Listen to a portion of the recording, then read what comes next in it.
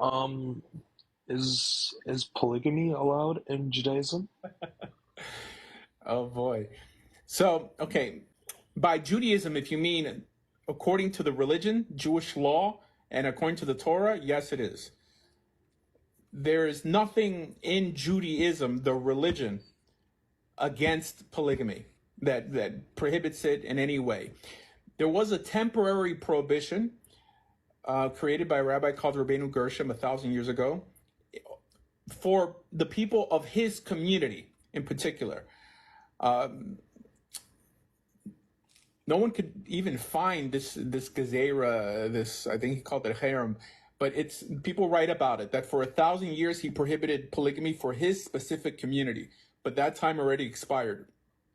It's perfectly allowed. Maimonides says you're allowed to have up to 4 wives. Interestingly enough, the Talmud doesn't prohibit you to 4.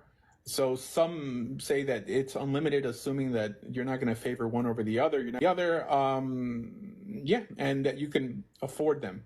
So yes, Judaism does allow and even endorse.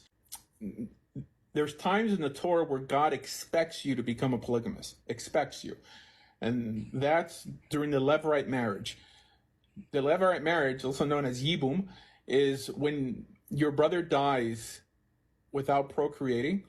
You are expected to marry his widow and have children in his behalf. That's what God expects you to do. However, there's a way out called chalitza, but it's viewed as something disgraceful that you're doing towards your brother. Meaning that if you already have a wife, and God forbid this happens to your family member, right? God expects you to marry his widow, even though you're already married and procreate in his behalf. So there's instances where God expects you to be a polygamist. God's not a woke feminist. This idea that one woman for every man, and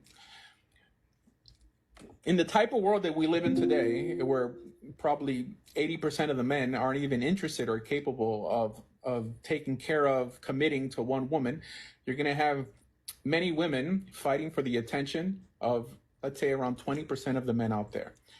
So when law limits you to only one wife, what do you have? You have many promiscuous women who go to bars and just, don't make the world any better with their behavior.